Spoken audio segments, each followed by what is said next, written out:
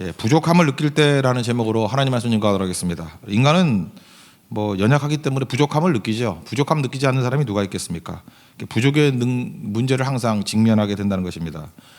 어떤 분이 뭐 재밌게 만들었더라고요. 없다 시리즈. 10대는 철이 없대요. 우리 부족한 거죠. 맨날 없대. 20대는 답이 없고, 30대는 집이 없고, 40대는 돈이 없고, 50대, 제가 50대니까 50대는 일이 없대요. 나는 일이 있으니 다행이네요. 그죠? 60대는 안 돼봐서 모르겠는데 낙이 없답니다. 그렇습니까? 60대는 낙이 없대요. 70대는 이가 없대요. 이빨이 없고.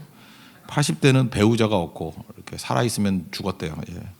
90대는 시간이 없고 100세 때는 다 필요 없대요. 예. 그러니까 그 평생을 통해서 부족을 느끼는 게 인간인 것 같습니다. 그죠? 힘도 부족하고 건강도 부족하고 물질도 부족하고 시간도 부족하고 그러니까 이런 문제를 다 풀면은 이미 죽을 때가 된 거예요.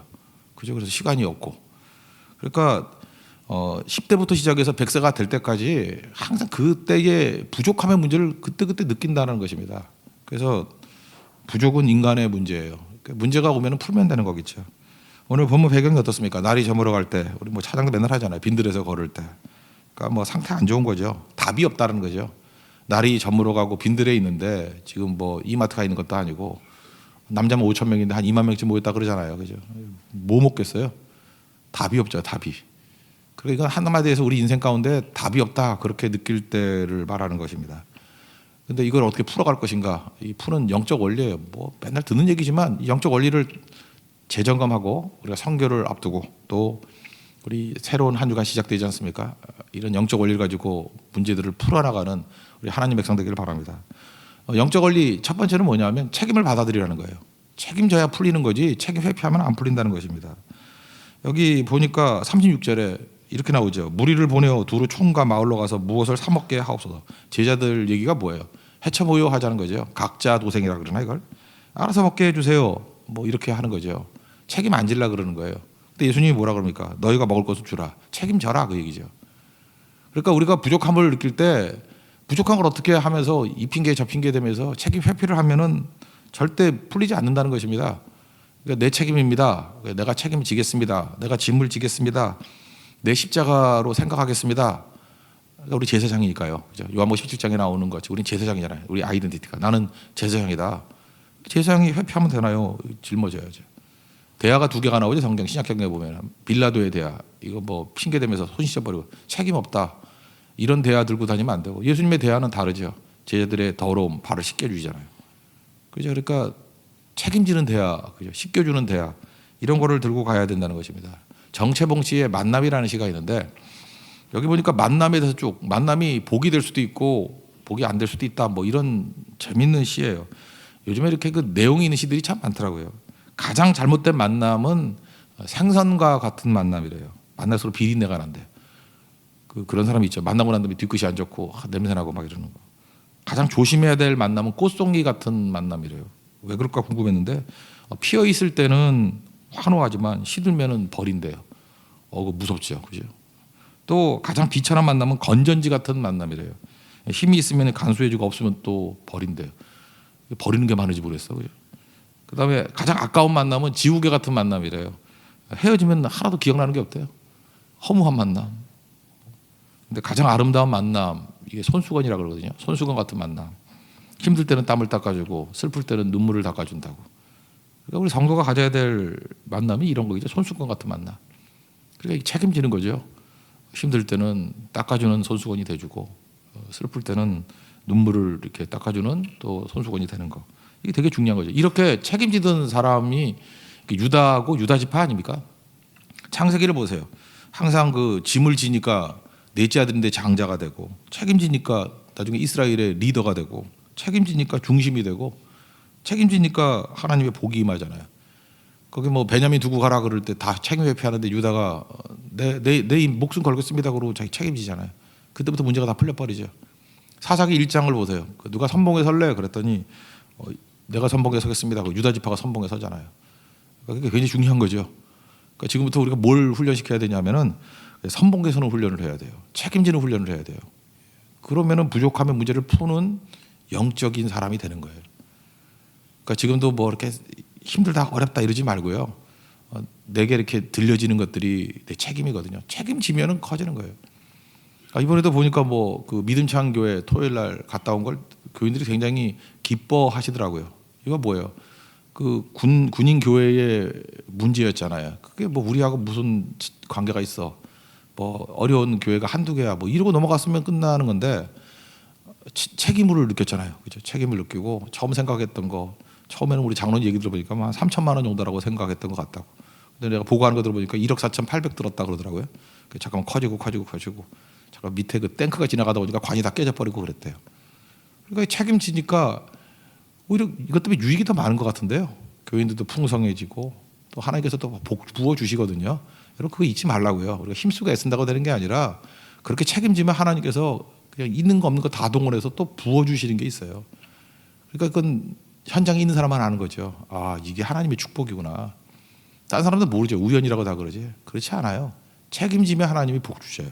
책임지면은 힘 주신다고. 그게 유다 지파의 스토리 아닙니까? 반면에 그 요셉 지파였던 에브라임도 되게 컸거든요. 북쪽 지파의 대표가 에브라임이었잖아요.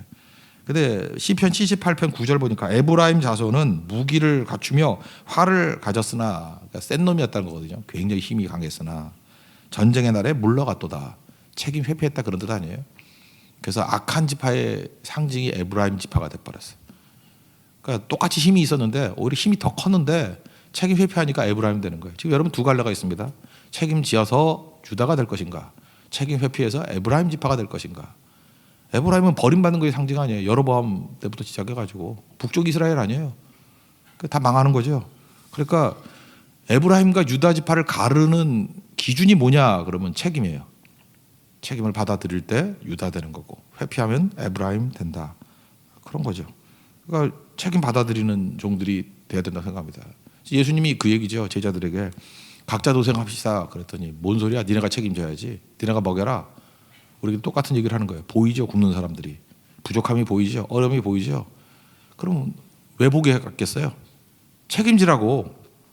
책임지면 그걸 놓고 기도할 거 아닙니까? 하나님이 또 능력 주시고 그걸로 섬기고 그러다 보면 문제를 풀어가다 보면은 우리가 유다지파 되는 거라니까요. 그저 이렇게 세진다는 거예요. 그게 하나님께서 일하시는 방법이라는 것입니다. 그러니까 그 다음에 뭘 찾아야 돼요? 내게 있는 것을 드릴 생각해야죠.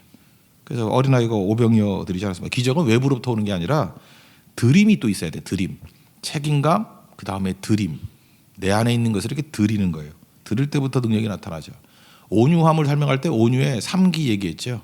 온유함이란 것은 기도하고 기다리고 기적을 맛보는 거다. 그래서 기적, 기도, 기다림, 기적. 이걸 갖다 드림을 기부라 그러면 기부 또는 뭐 영어로 하면 기버죠. 기버. 주는 자가 되면은 하나님께서 기름 부음 주시고요. 그러면 또 다시 기적을 맛보게 돼요. 이 오병이어 내용으로 보면 여기에 또 3기는 뭐냐면 기부, 기름 부음, 기적. 그러니까 드림이 있어야 된다는 것입니다. 사도 바울이 에베소 장로들과 헤어지면서 사도행전 20장 마지막 절이죠. 35절에 복음서에는 없어요. 근데 아마 이렇게 구전으로 들었던 것 같아요. 그래서 구복이라 그럽니다. 주는 것이 받는 것보다 복이 있다 하심을 기억하여 하심이라. 주 예수께서 친히 말씀하신 바 주는 것이 받는 것보다 복이 있다. 그래서 이걸 구복이라 그래요. 팔복이 있죠. 그럼 구복이 뭐예요? 주는 거예요. 주는 거.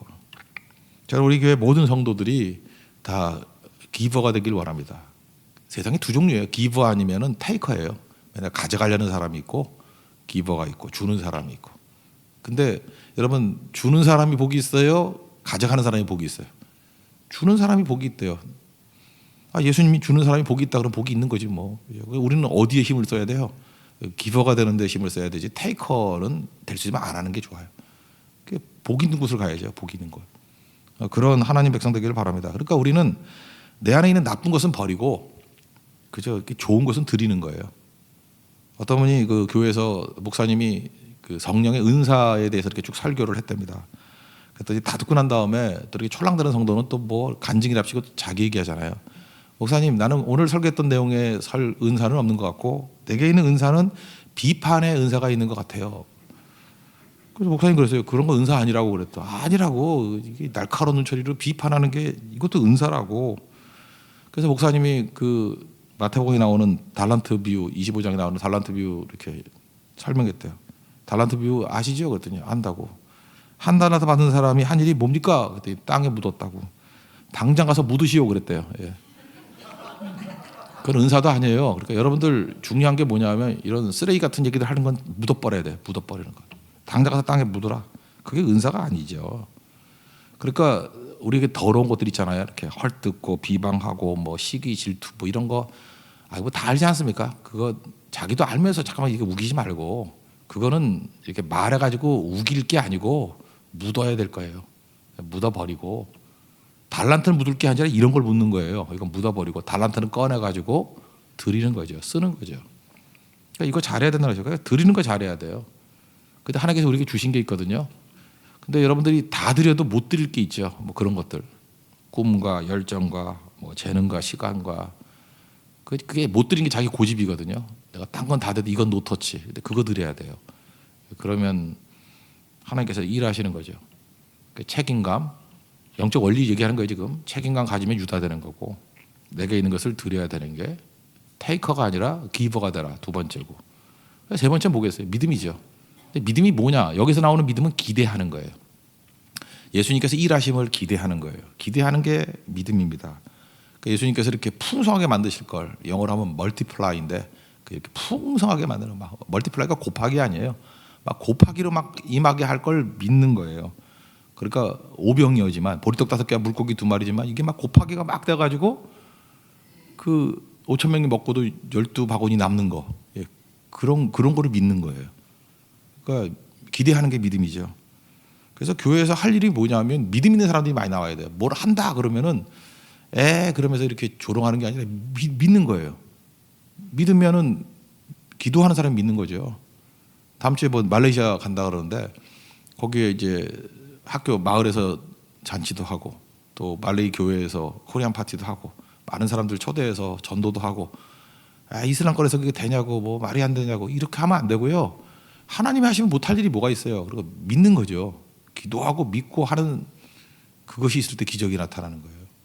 이건 굉장히 중요한 일이라고 생각합니다. 히브리서 11장 6절을 보니까 믿음이 없이는 하나님을 기쁘시게 못하나니 하나님 기쁘시게 하고 싶습니까? 그럼 뭘 들고 나가야 돼요? 믿음 들고 나가야 돼요. 믿음. 뭘 믿느냐? 하나님께 나아가는 자는 반드시 그가 계신 것과 하나님이 살아계십니다. 그죠? 지금도 살아계십니다.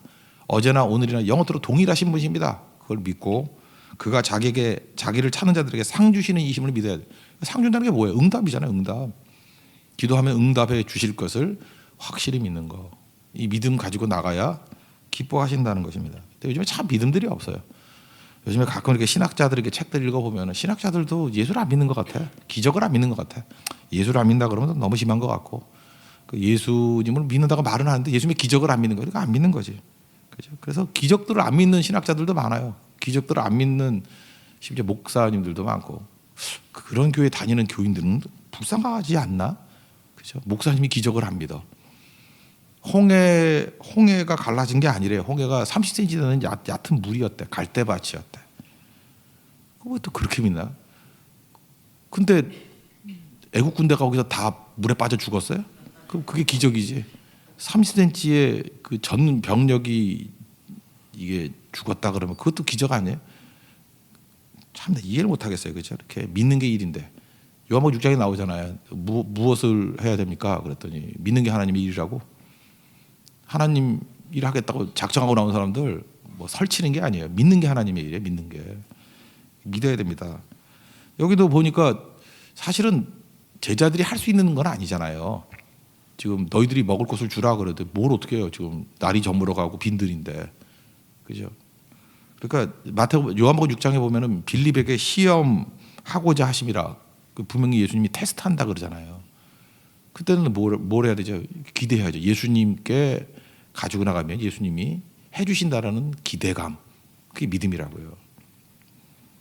사람으로는 할 수 없으나 하나님으로서는 다 하실 수 있습니다. 이게 믿음이죠. 그리고 마가복음 11장 24절 그 나사로 살릴 때 이렇게 얘기하잖아요. 기도하고 구하는 것은 받은 줄로 믿으라. 그래야만 너에게 그대로 되리라. 여러분 믿습니까? 그래서 교회가 어느 순간이니까 이렇게 믿음의 운동이 벌어져야 돼요. 이렇게 기도하고 믿고. 그래서 이상해요. 그 공동체는 그냥 말도 안 되는 것 같은데 다 믿어. 그리고 또 수월하게 일이 돼요. 그게 무서운 교회예요. 그건 아무나 가는 게 아니에요. 하나님께서 주신 믿음의 은혜가 있기 때문에 그래요. 믿음의 은혜가 있으면 그게 또 재밌어가지고 자꾸만 기도해요. 기도하면 더 믿음이 더 생기고, 믿음이 생기니까 또 열매도 있고, 그게 선순환이 이렇게 이루어지게 된다는 것입니다. 저는 이게 하나 궁금해요. 12바구니가 남았잖아요. 예수님이 모으라고 그랬는데 그거 어떻게 쓸까? 12바구니 어떻게 쓸까요? 성경에 없는 거예요. 그냥 혼자 상상을 해봤어. 내가 볼 때 그 아이에게 줬을지도 모를 것 같아. 너 가져가 그러면. 그러니까 애가 12바구니 못 들고 가잖아요. 그러니까 제자가 12이잖아. 그러니까 배달 택배로 이렇게 같이 갔다. 12제자가 들고 이렇게 집에 갔어요. 가면 엄마 그러면서 막 기쁘게 갔겠죠. 엄마 도시락 싸준 거 보리떡 5개 물고기 2마리인데 이렇게 커졌어. 엄마 나와봐.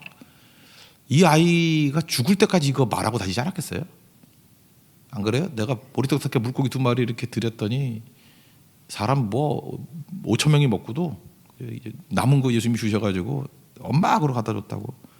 또 주변에 얘기하고, 아마 주변에 널리 얘기하고 두고두고 얘기했을 것 같아요. 그죠? 이게 간증이에요. 그래서 기적을 맛본 사람들이 꼭 필요합니다. 그리고 그걸 간증하고 다니는 거. 그래야 또 믿음의 확산이 있죠. 이게 얼마나 유명한지 사복음서에 다 나오잖아. 이 기적은. 그죠? 굉장히 유명한 기적, 대표적인 기적 아니에요? 그게 무슨 얘기입니까? 우리 인생에는 부족함의 문제가 있는데 이렇게 풀라는 거예요. 풀라. 요즘에 뭐 아이들 이름 지어달라는 사람 되게 많은데 그 오씨가 이름 지어달라 그러면 내가 반드시 한 명을 이렇게 지으려고 그래요. 나는 그 장난으로 이사야 그랬는데 그 진짜 이름을 이사야라고 하더라고. 그래서 사야 걔는 뭘 좀 사줘야 될 것 같아. 그래서 제가 이름 짓고 싶은 게 오병이에요. 오병이. 그가 하는 모든 말은 오병이어잖아. 그죠? 말이니까 말씀 먼저. 오병이어. 걔는 도시락 한 개만 준비하면 될 것 같아. 전교생이 다 먹을 수 있고. 그죠? 오병이가 사업하면은 대박 터지겠죠. 하여튼 그런 거. 그죠? 내가 볼 때 오병이는 한 번도 못 본 것 같아. 그것도 되게 중요한 이름일 것 같아요. 그죠? 하나님 앞에서 부족함을 푸는 이런 원리들이 있습니다. 요약하면 뭐예요? 책임지라, 드리라, 그죠? 그리고 믿으라. 기대하고 믿는 게 그게 동의어예요. 그때 우리 삶에 항상 부족함이 있잖아요. 근데 이렇게 해서 풀어나가는 겁니다. 그래서 부족함의 문제를 푸는 가운데 은혜가 임하고 간증이 있게 되고, 그래서 하나님의 나라는 확장되는 거예요. 그래서 부족함은 하나님 나라에서 반드시 필요한 일입니다. 왜? 그걸 푸는 과정 속에서 하나님과 동행하고 하나님의 은혜를 맛보고 많은 사람들이 하나님을 알게 만드는 힘이 되기 때문에 그렇습니다. 이번에도 우리 한 주간 동안에도 부족함이 있죠. 그걸 통해서 하나님이 일하심을 체험하십시오. 우리 선교 갈 때에도 우리 부족하잖아요. 얼마나 부족합니까? 근데 부족함 때문에 하나님의 임재와 하나님이 더 강하게 일하심을 맛볼 수 있는 우리 거룩한 공동체 되기를 축원합니다. 자리에서 일어나겠습니다. 날이 저물어 갈 때 찬양하겠습니다.